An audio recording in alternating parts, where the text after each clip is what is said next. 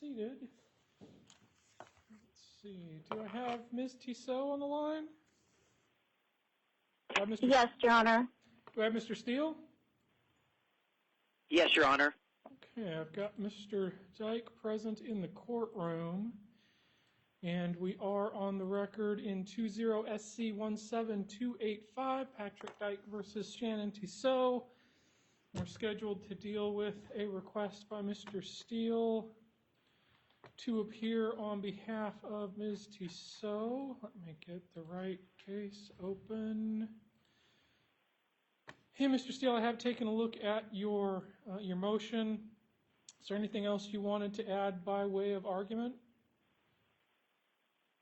Well, and I understand, is this Judge Wolf? That is correct. Oh, okay, thank you. Yes, Your Honor, I just add a few things, and obviously, given the fact the court has already read the pleading, I understand the court understands the issues. But I would say that I was pleased to learn of your involvement today for no other reason other than the fact that you understand the history involved in this case, and more particularly the litigation that occurred involving Mr. Duck against Mr. Byers. And I think it should be pretty apparent to this court that the small claims action is just another attempt, quite frankly, to litigate the same issues that he tried to relitigate in the underlying case. The only real reasons, there's three simple reasons, and I'll just go over them real quickly, the reasons why we're asking for the court to allow, in this unique case, to have an attorney appear is ostensibly, this isn't a simple run-of-the-mill small claims claim. I mean, if it was, I wouldn't be involved, to be honest with you, Your Honor. I mean, I think that's pretty clear in the statute that if it's a small claims action, let the parties in small claims issues have their day in court, and there's no reason for lawyers to get involved. But that's not what we have here. We have a very, is kind of a stereotypically stealthy attempt to relitigate some issues that were present in a prior case, and obviously small claims actions aren't intended to do that. And the idea of having a lawyer involved like myself who has experience in civil litigation, and I don't know if you know Ms. Tissot, but she's primarily a defense lawyer, criminal defense lawyer, and a dependency lawyer. The idea of having someone involved who can just assist the court, and I understand that there may very well be a different judge who presides over this case at trial, to understand what's really happening here. I mean, that may be clear to you given your experience and knowledge, but may not be to another judge to understand what's happening here and the complexity of what Mr. Duck is trying to attempt to do here. And I think it's pretty much borne out when you look at his complaint that almost, I think 100%, if not 99% of it, is directed at the litigants in the prior case. In fact, I'm not even quite sure why Ms. Tissot has even been added but again, this seems to be what he's endeavoring to do, which is to file claims not only against Ms. Tissot, but I understand that maybe he's filing other actions against other parties who are involved in that litigation, including Mr. Byers. So, contrary to what Mr. Duck may tell you today, I think an involvement of an experienced civil lawyer to assist the court in narrowing and understanding what is happening here, I think would be very, very helpful, not increase the litigation or increase the complexity. I think what is shown is that Mr. Ducks really would like to have this turn into potentially a circus where there's lots of filing and there's lots of motion. Go ahead.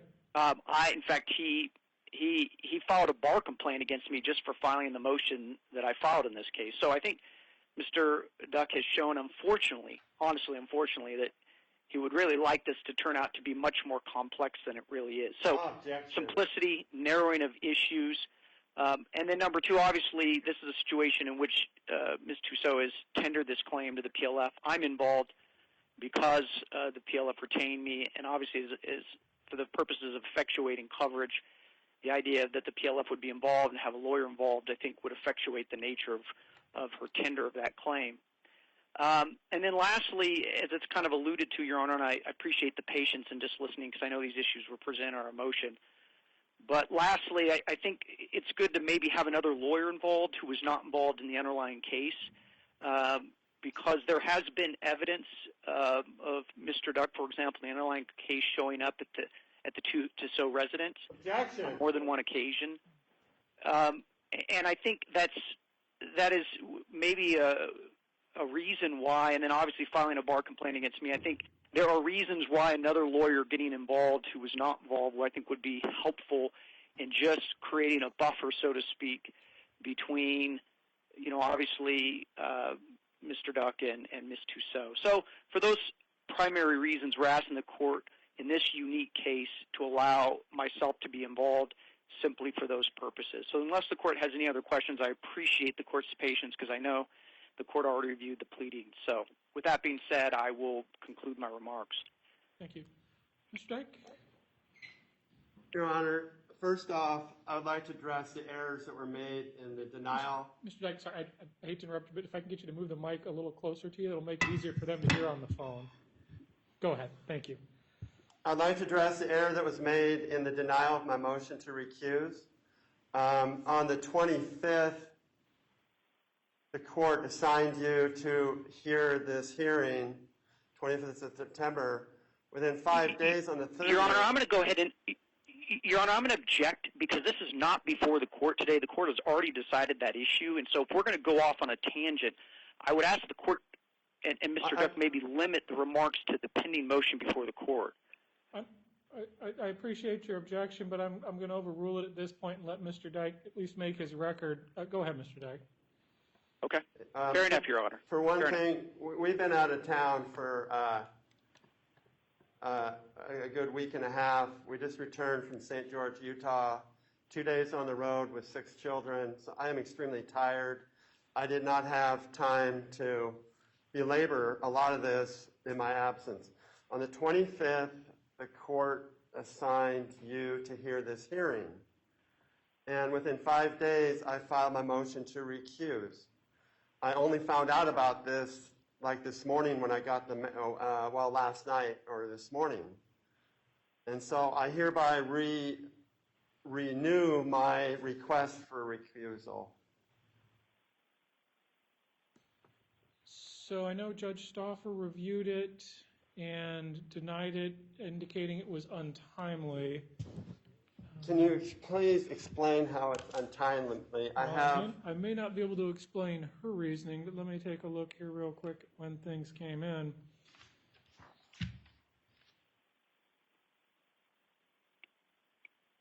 (14.260) Sub 2. So I think where there may be some confusion with regard to your timeline,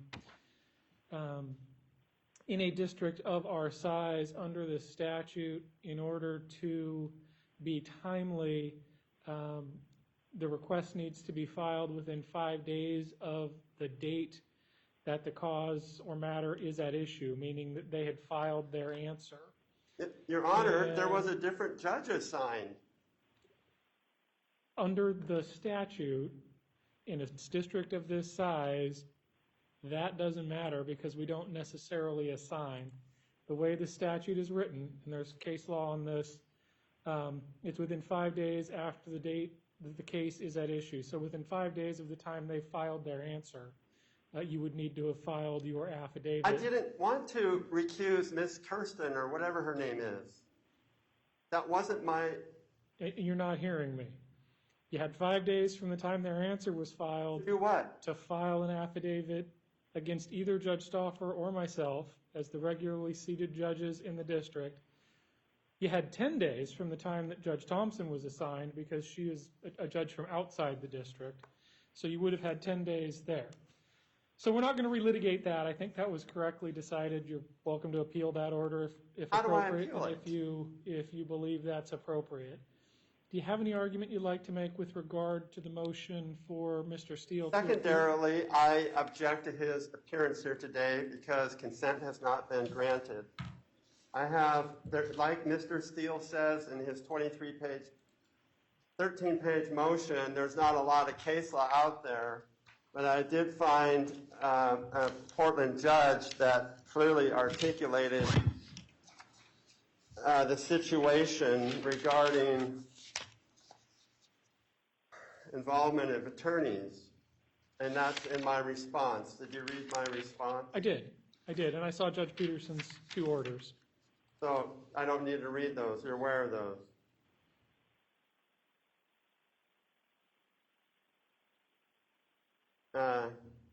Defendant has not provided any factual basis. So Mr. Steele claims that it's going to expedite things, and what it imposes on me is finding an attorney. I mean, I would like to, do I have the opportunity to question him today? No, it's not an evidentiary hearing today. Got an opportunity to question Mrs. Tissot? It's not an evidentiary hearing today. So I can't get to the facts of questions I have about this. Not today. It's not an evidentiary hearing. I thought this was a small claims court, and the perversely complex stuff with civil litigation wasn't. The only issue on the record that we're dealing with today is simply whether or not we're going to grant consent for Mr. Steele to appear at trial. He's already participated in litigation, and he's participating right now without the consent of the court. Obviously, I've permitted him to appear today. Go ahead. Any additional argument you'd like to make? Judge says, small claims department is a forum where claims are to be resolved efficiently and inexpensively. He has imposed with his 13-page motion and his 1-hour threatening phone call. On the 2nd of September, the court set the trial date. The next day, he comes on board with his assault, starting with a 1-hour phone conversation where he acts friendly, but then he basically says, if you don't drop this, I'm going to make you pay. So after 2 years of the previous lawsuit, I am sick and tired of the perverse complexity of civil litigation. I thought I could address wrongful initiation. Okay, he's purporting that I'm relitigating stuff. That's hearsay. I mean, a lot of what he says is hearsay. Wrongful initiation. Okay, you understand it, right? You have a case and it ends. Then if somebody wants to, if they feel there's merit, they can pursue wrongful initiation. Wrongful initiation is not relitigation of extraneous issues that I know of. So he's already imposed a massive burden of inefficiency on me and expense. I tried to get a $35 consultation, but he didn't respond before I could leave. And so now I have to face him in small claims without the benefit of counsel. Not that a counsel would be cost effective for a $750 claim. Can I give you this? What is that you've got? This is a case, or a U.S. case. Okay, obviously, maybe in some venues, attorneys aren't involved at all. Okay, in those situations, here's what I'm facing. Unrepresented parties would have to argue their oppositions to transfer without the benefit of counsel and should not have to retain counsel simply to oppose such motions. So he's basically put me in a position of it's not fair that I have to go get counsel to oppose his 13-page motion. And furthermore, Shannon Tissot has made no declaration of her own, made no request of her own.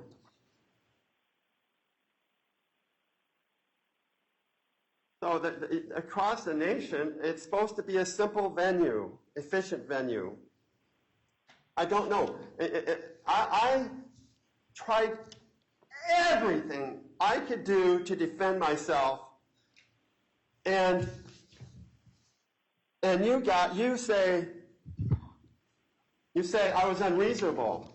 I don't know what your basis is. I mean, how can you evaluate that I'm unreasonable? Is it by virtue of an accessible law library with helpful people? Okay, the law library down there is locked in the middle of the day during video court. I've been down there and it's locked. Okay, and the DA staff have shown themselves indifferent to the urgent legal needs. So you can't say, my dear neighbor, Mr. Wolf, you can't say, You have access, you have convenient, meaningful access to resources that should have caused you to know that certain motions and papers were unnecessary. If you look at the content of anything that's deemed unreasonable, I don't believe you did it. Okay, if you look at the content, you found fault with my service by email, so I had to refax. I had to reserve all these papers because you found fault. A year and a half into this, you found fault with my email service. So then I refaxed them. And then you say, well, now you're doing things redundant or too much. And then my motion for sanctions. You dismissed my motion for sanctions because you said it was a repeat. The first motion for sanction was not, it was a preliminary step. I believe I was supposed to alert them to issues. That was my first supposed motion for sanctions. If you read the content of it, it says right there, it's a preliminary step. These are things that I don't think were proper for the Tissots to do. And I filed this as a preliminary step. And then when they didn't respond, I followed up and filed it with a second explanation of service. I said the first one was filed here, they didn't respond, now I'm filing the motion. And I don't know if you overlooked it or what, but you said it appears to be a repeat of a previous motion. Well, the first motion for sanctions was not, it wasn't the final thing. It was, how else do I put them on notice? It was an attempt to put them on notice, give them this courtesy of responding. And so, of course, Mr. Steele, he finds fault with this and in his 13-page motion. So, I don't know. Okay, Mr. Steele brings up this unreasonableness, okay? And you must know, Honorable Mr. Wolf, I don't have convenient access to trial court records. It is very painful to do any research at the trial court level. So if it was convenient, then you could say, Mr. Dyke, you should have spent more time looking at trial court records to make sure that you didn't waste anybody's time. It is painful to come down here, drag up stuff, and take pictures of it with my cell phone. I don't have access to that, but the attorneys do. And so somebody says you can get your own subscription. I said, well, I don't want to pay that, but maybe I need it. And they said, nope, you can't get a subscription to trial court documents. So we have a massively level playing field here. I just wanted the opportunity in a simple way to address wrongful initiation. Okay, according to my amended complaint,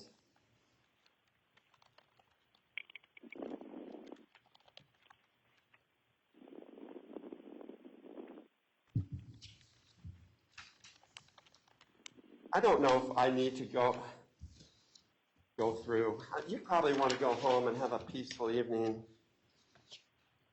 Do I really need to go through this 13-page motion? Can you expect me to figure out Cardin versus Johnson without an attorney?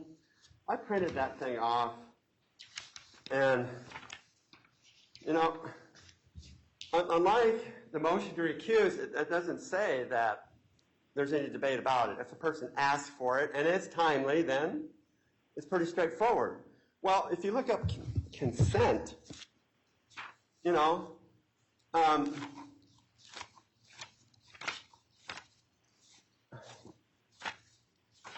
the definition of consent that you like? I mean, your teenage daughter wants to stay out late. And she says, Dad, you can't arbitrarily deny my request. So does that mean anytime somebody requests, you go, yep, you got my consent? Doesn't consent imply Okay, what are the circumstances, dear daughter? Why do you want to stay out till 12 instead of 11? Tell me your good reasons for why you want to stay out later. And if I approve, and I think that's a just or a good thing, then I may or may not give my consent. I don't know how Mr. Steele, there's a trial in a week. I mean, how many? I am not the one that has filed the record of this simple, what it was supposed to be a simple small claims. He sent me an order without even a motion. He starts off and says, here's our proposed, he's plunging into civil litigation. He sends a proposed order. I get the order and it says we're going to file the order in 7 days or something. It's like you haven't, okay, if you want to play civil litigation, first you give me a motion. And then I got 14 days to respond. And then we go for an order. And then if I object to your order or not, and he's got stuff on here about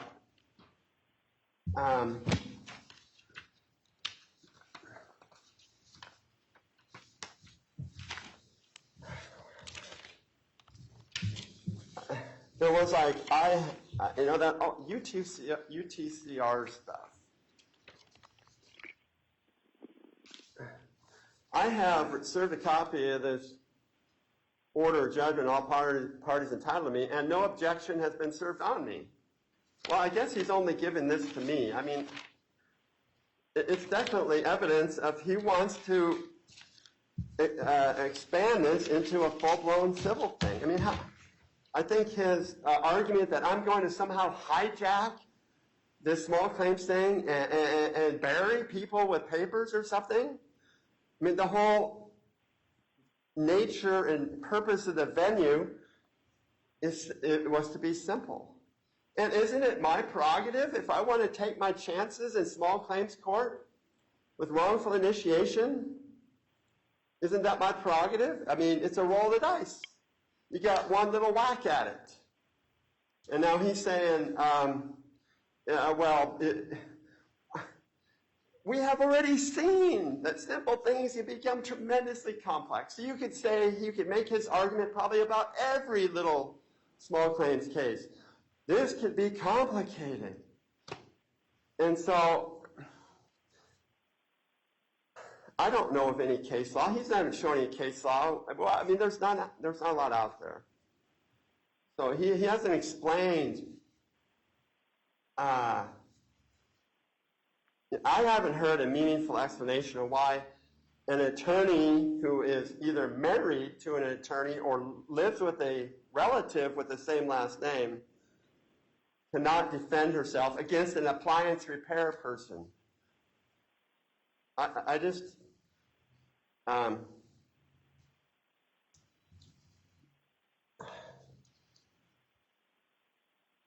would like it said something about meaningful facts, meaningful explanation of why, and he's already imposed a tremendous burden on me that I was trying to avoid, and I don't think it's fair to, we have seen, you have seen, I have seen how complicated this civil litigation can be. You've got attorney after attorney that is new to the case. We have seen that Stuart Title's attorneys were ignorant. They didn't even know if the property was being rented. I have a request for admissions where they say at the time the complaint was filed, the attorney didn't know it was being rented. They're suing for trespass, and there is necessity of possession, and they never bother to confirm the facts. They never bother to try to settle, or there's no good faith effort. And they're going to say, you don't have to have a good faith effort in civil stuff. I come here in the small claims world, and it says, did you make a good faith effort? And I did. I sent Mrs. Tissot a demand letter. She never explained. This is my involvement or something along those lines. She was involved. She represented Mr. Byers at the last hearing. And at that hearing, she uttered defamation. And so my first small claims complaint wanted to address defamation. She said I refused a check.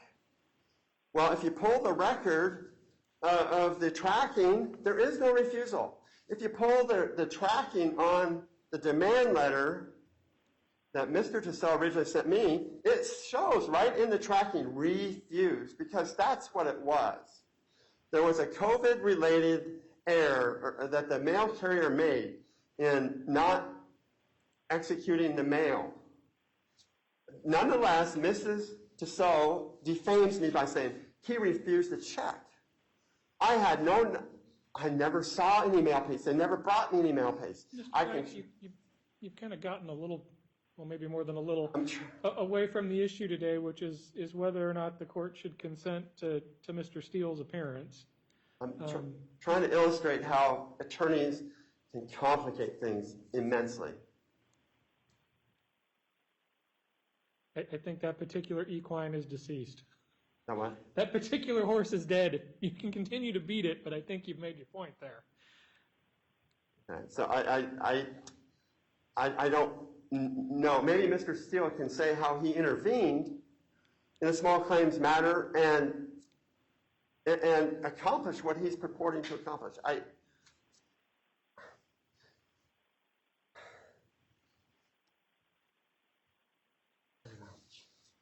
You probably want to go home. I'm tired. I am really, really tired.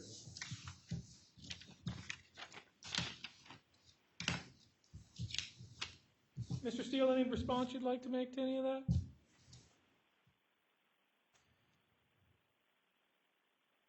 Mr. Steele? Oh, please tell me we didn't lose you. Can you hear me okay, Your Honor? Oh, there you are. Yep. No, I'm here. Yes. Sorry about that, Your Honor. No, that's all right. Anything you'd like to add? Yeah, just real quickly, just a couple quick responses, which is, number one, the order that he refers to and attaches, I would say that we know little, or he doesn't provide a lot of explanation about what the basis of the court's denial was in that case. And, of course, every case, every motion under ORS 46.415 is going to turn on the particular facts of the case. So I don't know how much precedential value that has. Number two, again, I want to comment. Mr. Duck suggested that we did have an hour-long or so conversation, and he articulates, and I disagree with the way he expresses his view about the conversation. Actually, I tried very desperately for over an hour, or at least an hour, to explain to Mr. Duck about the problems associated with the case and trying to convince him really earnestly that he should focus on his business during this time. And unfortunately, he doesn't, he's entitled to his day in court, and that's what I'll say. And obviously I tried, but it was okay. And then lastly, again, he wants a justification of why I'm involved, and I think, again, it's very simple. He has unwittingly, or maybe purposely, I don't know, either way, he's presenting a situation where he's trying to relitigate another case. And obviously I think that's borne out today by his arguments. And I just am trying for the purposes of collateral estoppel and claim preclusion, just trying to assist the court, narrow the issues, keep it simple, to advise the court that what he's really trying to do is either establish through this case facts and findings that are contrary to the prior court's rulings. And it's an integrity thing, Your Honor. That's the point of claim preclusion. It's not to allow parties to relitigate issues. He says that the prior motion for reconsideration was a quote-unquote notice, but in fact he made arguments very, very similar to the same arguments he's making now. And so it's to simplify it, not allow a situation where we have a finding that will somehow, quite frankly, Your Honor, end up in, I don't know if it's preventable, but prevent further litigation maybe in the prior case, although I think he's beat that horse, and I think we're now on to small claims. I think that's the way that he's attempting to take another bite of the apple on this. So, it's a sad situation. It's really unfortunate. I really wish that he would. But to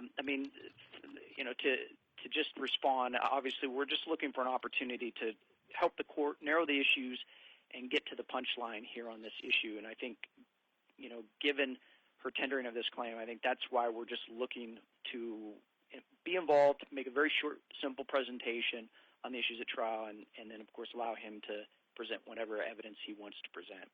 So nothing more I'd really like to add, and I appreciate the court allowing me an opportunity to reply. Thank you, Mr. Steele. Mr. Dyke, did you have something Yes. very briefly you'd like to Yes, respond I to? narrowed the issues in my amended complaint. Wrongful initiation. Okay. And furthermore, Mrs. Tissot never told me, here's the elements of wrongful initiation that aren't there. Mr. Steele, in our conversation, I tried to say, which elements of wrongful initiation are missing, and he never addressed that. None of them in good faith said. And all of that may be true, Mr. Dyke, but it doesn't address whether or not I should grant consent for him to appear. So here's where we're at. Obviously, we're working with ORS 46415. No dispute about that. In sub 4 of that statute, no attorney at law or person other than the plaintiff and defendant and their witnesses shall appear on behalf of any party in litigation, small claims department, without the consent of the judge of that court. There's really no standard as to what or when the court should grant consent beyond perhaps a due process issue, which is raised in the one case that deals with the statute. Mr. Dyke's, there was a whole lot of argument, a lot of it related to the prior litigation, but I think Mr. Dyke's primary complaint about allowing Mr. Steele to appear relates to the potential for an attorney to complicate the situation beyond what we would typically see in a small claims case. I think that's a reasonable argument to make, and probably the primary one that we see attorneys denied the ability to appear in cases. On the other side of that, we do have the fact that there is apparently, at least potentially, some insurance coverage. So they've gone and hired Mr. Steele to be involved in the case. This isn't a case between two non-lawyers. There is a lawyer involved, whether Mr. Steele's involved or not, in that Ms. Tissot is an attorney. It's pretty clear to me, given the insurance relationship, that Mr. Steele's going to be involved in the case in some fashion, whether he's ghost trying the case through Ms. Tissot or ghost writing whatever additional pleadings might be filed, which I would hope are not many, if any, given it's a small claims matter. But it seems a little bit silly to force him to do this kind of through a puppet scenario, kind of shielding his involvement in the case doesn't seem particularly efficient to me, which is an important factor in small claims matters. Additionally, there's really no dispute that there's I was going to say antagonistic, and that might not be a fair term, but there's not a good relationship between the plaintiff and the defendant. I think that's fair to say. It may be helpful to have a layer between the two.